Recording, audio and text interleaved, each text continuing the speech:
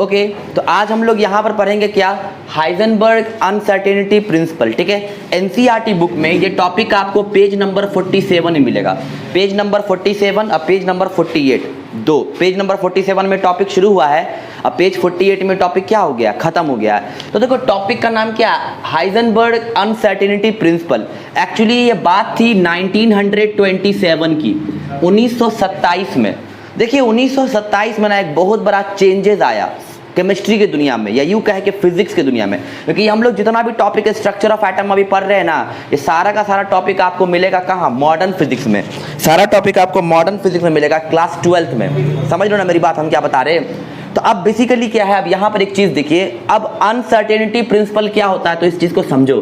देखो दुनिया में दो चीज़ होता है, एक होता है सर्टेनिटी, एक चीज़ क्या होता है जो होगा ही, और एक होता है अनसर्टेनिटी जिसके बारे में फिक्स नहीं है, हो भी सकता है और नहीं भी हो सकता है। हम लोग मैथमेटिक्स में पढ़ते हैं ना, प्रोबेबिलिटी, आशंकाएं, संभावना कि हो भी सकता है और, अब बादल लगा है तो बारिश हो भी सकता है और नहीं भी हो सकता है, बारिश हो भी सकता है और नहीं भी हो सकता है। बहुत काला बादल है ना, बादल गरज रहा है, समझ रहे हो, एकदम ब्लैक हो गया है, तो अब 90% चांस है कि बारिश होगा, 10% चांस है कि नहीं भी होगा, तो ये प्रोबेबिलिटी है।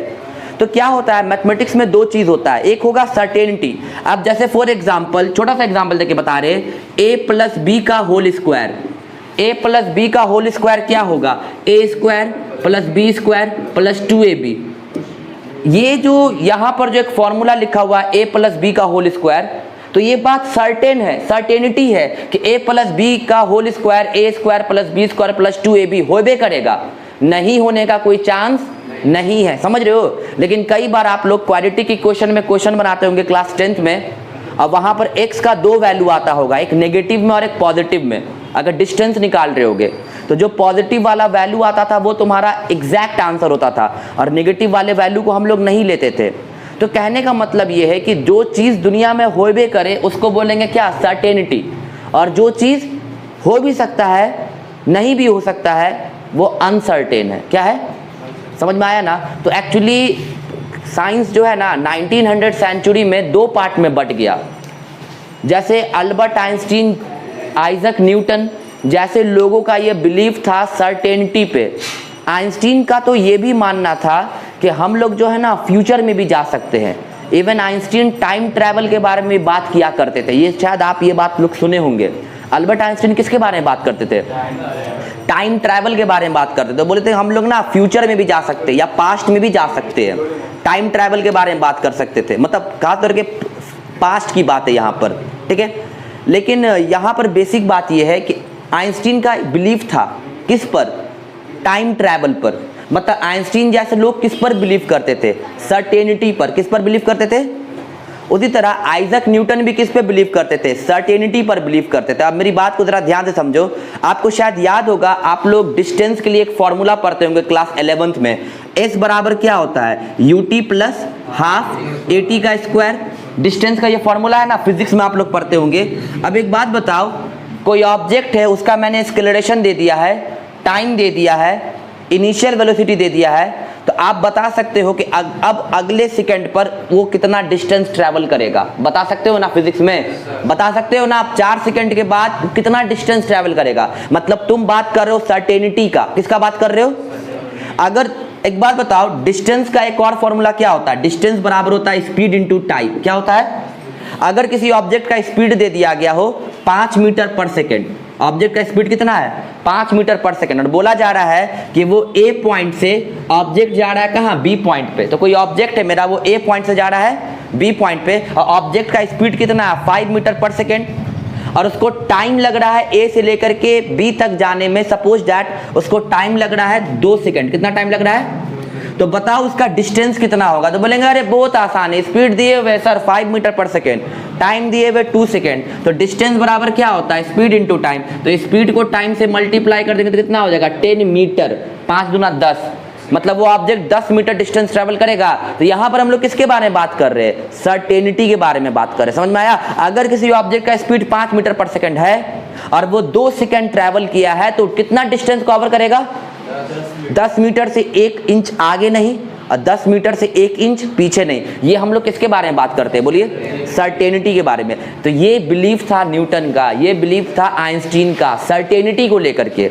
और दुनिया में हर सर्टेनिटी के लिए एक पर्टिकुलर फॉर्मूला है।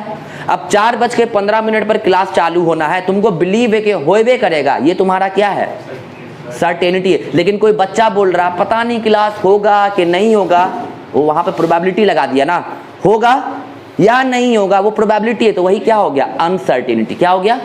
तो चलिए टॉपिक को इतना बोलने के बाद शुरू करते हैं। Heisenberg uncertainty principle. अब इतना दिन से हम लोग सर्टेनिटी देख रहे थे, फॉर्मूला सब देख रहे थे, सर्टेनिटी के बारे में बात कर रहे थे, लेकिन अचानक से 1927 में हाइजेनबर्ग केमिस्ट्री की दुनिया में टपक पड़े और वो बोले कि देखिए दुनिया में कोई चीज़ सर्टेन नहीं होता है, सब मोह माया है। दुनिया में सब क्या है, मतलब जो आप देख रहे हैं वो बिल्कुल नहीं है, और जो नहीं देख रहे हैं एक्चुअली में वो है। मेरी बात को ध्यान से समझना, हम क्या बता रहे हैं। वो बोले क्या कि अभी तक जो आप लोग सोच रहे हो कि ऐसा करेंगे तो ये होगा, वैसा करेंगे तो वो होगा, ऐसा कुछ नहीं है। दुनिया में कुछ भी सर्टेन नहीं है, सब कुछ क्या है, अनसर्टेन है। सब कुछ क्या है, दुनिया में हर एक चीज अनसर्टेन है। ऐसा मानना है किसका, हाइजेनबर्ग का। देखो दुनिया में तुम भी डे टू लाइफ में अगर दो लोग से मिलोगे तो कुछ लोग तुमको पॉजिटिव माइंडेड मिलेंगे, तुमको बोलेंगे कि हाँ ये काम होगा ही, होगा तो मतलब होगा ही। कुछ लोग बोलेंगे अब तकदीर भरोसे छोड़ देते हैं, वो लोग बोलते हैं अब देखिए ऊपर वाले की जो मर्जी हो, होगा होगा नहीं होगा। तो वहाँ पर वहाँ पर वो क्या बोलने की कोशिश कर रहे हैं। तो दो तरीके का लोग तुमको दुनिया में भी मिलता है ना। तो हाइजेनबर्ग आपको दूसरे किस्म के लोग थे, वो किस पर बिलीव करते थे, सर्टेनिटी पर उनका बिलीव। अब चलिए कहानी को शुरू करते हैं। एक्चुअली हाइजेनबर्ग का ऐसा मानना था, the momentum and exact position of electron we can not calculate. मतलब इलेक्ट्रॉन का मोमेंटम और इलेक्ट्रॉन का एग्जैक्ट पोजीशन कि इस समय इलेक्ट्रॉन कहाँ पर होगा, वो हम कैलकुलेट नहीं कर सकते। एक बात बताओ, अभी तक आप लोग नील बोर का मॉडल पढ़ रहे थे, नील बोर के मॉडल में हम लोग वेलोसिटी का फॉर्मूला निकाले थे, अरे निकाले थे ना जी, वेलोसिटी के रेडियस का फॉर्मूला निकाले थे। आपको हाइड्रोजन एटम के लिए आर का वैल्यू कितना बताया, 0.529। क्या बताए थे बोलो, n²/z। एंगस्ट्रम बताए थे रेडियस का फॉर्मूला। इसका मतलब मैंने आपको बता दिया था कि एक इलेक्ट्रॉन अपने न्यूक्लियस से कितनी दूरी पर होगा।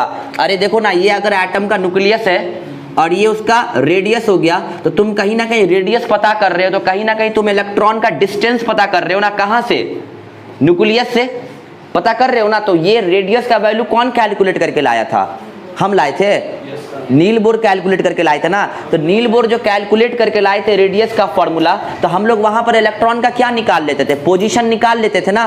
क्या निकाल लेते थे, अगर हमको दूसरे ऑर्बिट का रेडियस निकालना है तो यहाँ पर n के जगह पर 2 पुट करके हम दूसरे ऑर्बिट का रेडियस निकाल लेते थे। अब पता चलता था कि अरे वो इलेक्ट्रॉन न्यूक्लियस से इतनी दूरी पर है।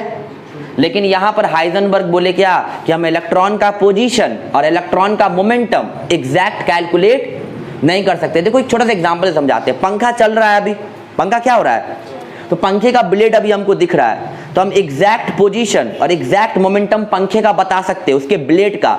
लेकिन एक बात बताओ, अभी जो ब्लेड घूम रहा है, अब क्या करो, तो अब छोटा सा एग्जांपल देके बता रहे हैं। तो हमको यहाँ पर क्या करना है, सुनो मेरी बात को, बात नहीं करो, सुनिए मेरी बात को, सुनिए मेरे बात को गौर से सुनिए।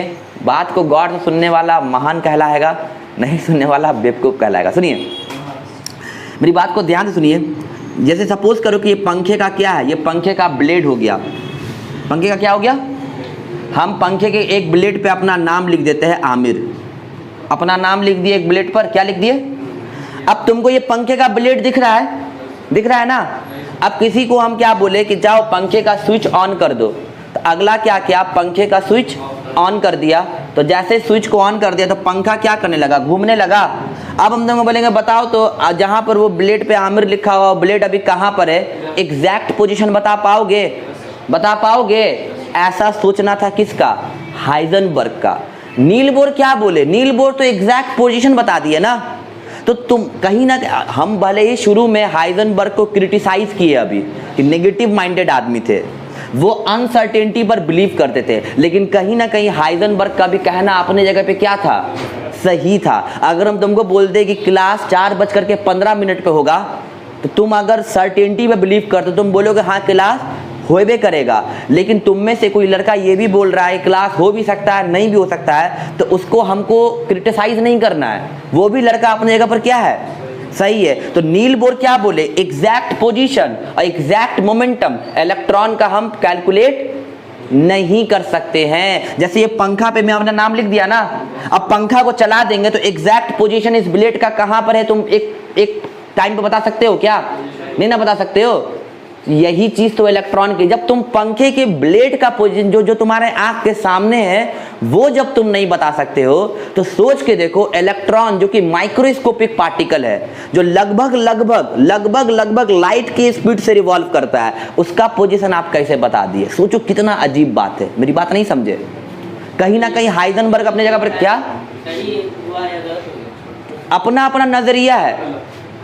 केमिस्ट्री दो एस्पेक्ट में बटा हुआ है, मेरी बात को सुनेंगे, एक पार्टिकल नेचर के पॉइंट ऑफ व्यू से और एक वेव नेचर के पॉइंट ऑफ व्यू सुनेंगे। अगर पार्टिकल नेचर के पॉइंट ऑफ व्यू से सुनेंगे तो कहीं ना कहीं नील बोर अपनी जगह पर सही है क्या, वेव नेचर के पॉइंट ऑफ व्यू से सुनोगे तो नील बोर अपनी जगह पर क्या है, गलत है। पंखा अगर रुका हुआ है, तुम पंखे के ब्लेड का पोजीशन बता रहे हो, अभी तुम क्या हो, सही हो, ठीक है। पंखा को मैंने क्या कर दिया, पंखे का ब्लेड का पोजीशन बता सकते हो, कोई भी यहाँ पर हम कोई भी नहीं ना, तो अब तुम वहां पर क्या हो गए, गलत हो गए। तो नील बोर ये हाइजेनबर्ग क्या बोले, exact momentum and exact position of electron we can not be calculated. हम इलेक्ट्रॉन का एग्जैक्ट पोजीशन और एग्जैक्ट मोमेंटम कभी जिंदगी में कैलकुलेट नहीं कर सकते। Momentum the product of mass and velocity, समझाएंगे उसके बारे में। और हाइजेनबर्ग बोले क्या कि नील बोर जो ना बकवास करके चले गए, फालतू बात बोल के चले गए, उनके कंसेप्ट को कचरा की डब्बे में डालो, और जो हम बता रहे हैं अब इसको सुनो। तो चलिए टॉपिक को अब आगे बढ़ाते हैं, चलिए तो कहानी को शुरू करते हैं। तो हाइजेनबर्ग क्या बोले, हाइजेनबर्ग बोले the exact position and the exact momentum of electron can not be calculated. मतलब इलेक्ट्रॉन का एग्जैक्ट पोजीशन क्या, अभी इलेक्ट्रॉन कहां पर है, एंड एग्जैक्ट मोमेंटम, इलेक्ट्रॉन का मोमेंटम क्या है, मोमेंटम का मतलब the product of mass and velocity, हम कभी जिंदगी में एग्जैक्टली नहीं कैलकुलेट करते। एक्चुअली हम लोग प्रोबेबिलिटी निकालते हैं, क्या निकालते हैं। तो आप लोग के दिमाग में सवाल आ रहा होगा, अगर एग्जैक्ट पोजीशन एग्जैक्ट मोमेंटम नहीं